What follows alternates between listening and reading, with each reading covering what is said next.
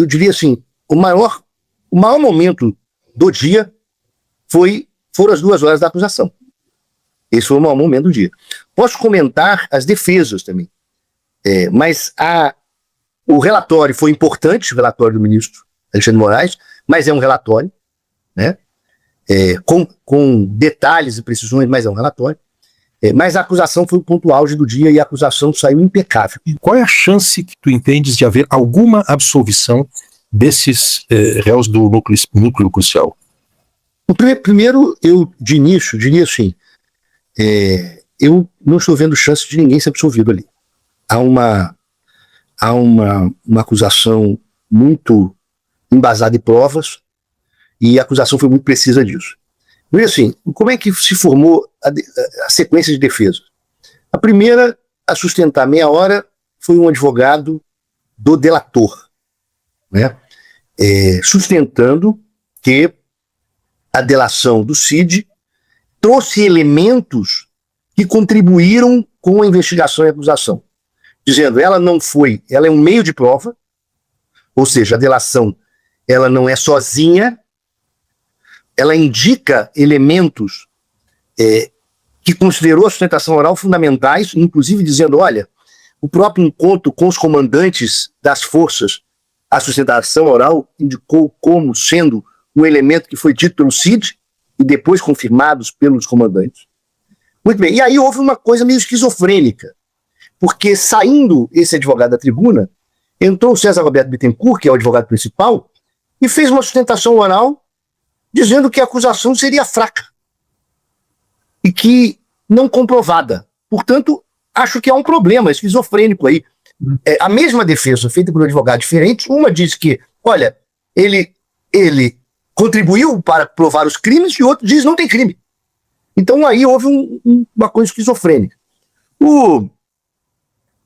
Na sequência, o ex-senador Kassab Demóstenes teve uma coisa caricata, inclusive, porque ele passou talvez 3/4 da defesa, primeiro homenageando o ministro do ministro, mas nessas homenagens querendo fazer um relato de quando ele se relacionou com o ministro, um por um.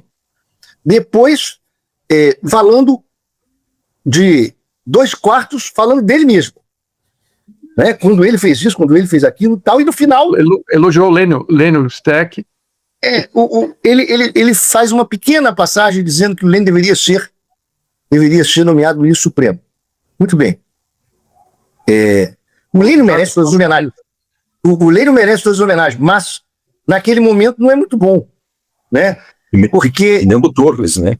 Porque é impróprio naquele momento, entendeu? E um pouco fora de tom, não a questão do Lênio, mas uma tentativa de tratar todos com uma certa intimidade, né? E aí o seguinte, de fato, deixou o cliente desprotegido. Não vi nada na defesa, e aí joga ao final teses soltas. Olha, poderia ter tido desistência voluntária do golpe, puxa um fato de quando o ex-procurador entrou no Supremo dizendo que ia matar o Gilmar, mas ele sabe depois, e ele desistiu. Então, ao fim, ele não define tese nenhuma. Eu diria que, para o acusado, que diz ele que não pagou a defesa, valeu pela propaganda dele ter uma hora para falar dele mesmo em rede nacional de televisão, talvez. Né?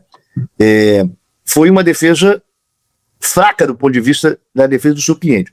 A defesa do ex-ministro da Justiça teve uma chamada do procurador que estava ali, quando eles indicam uma passagem aérea marcada em novembro, segundo consta, segundo ele mostra, né? O que não quer dizer que até lá ele não tenha participado dos atos golpistas, porque até, como disse o procurador-geral na acusação, cada um teve um momento de participação na trama golpista. Portanto, se em algum momento ele viajou, que ele quer dizer, olha, eu planejei viajar muito antes, né? Portanto, eu não participei daqueles atos. Não retiro o fato de ele ter participado da minuta golpista, de ele ter participado da trama que iria dar o golpe, etc.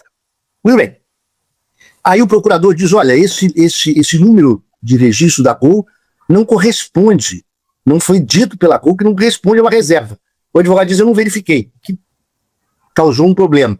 E aí mostra determinadas mensagens, determinadas postagens dele durante o dia 8, dizendo vamos punir todo mundo, etc. Sobre esses elementos, nós vamos ter que ver o que o voto do ministro Alexandre de Moraes trará em contraposição a isto. Mas pelo menos nessa parte tentou realizar alguma defesa do ex-ministro, né? E aí, amanhã nós devemos seguir com demais defesas, inclusive a defesa do Bolsonaro. E do Braga Neto e do Heleno, né? E mais o seguinte, eu diria a acusação foi tão precisa que a chance de absolvição tende a zero.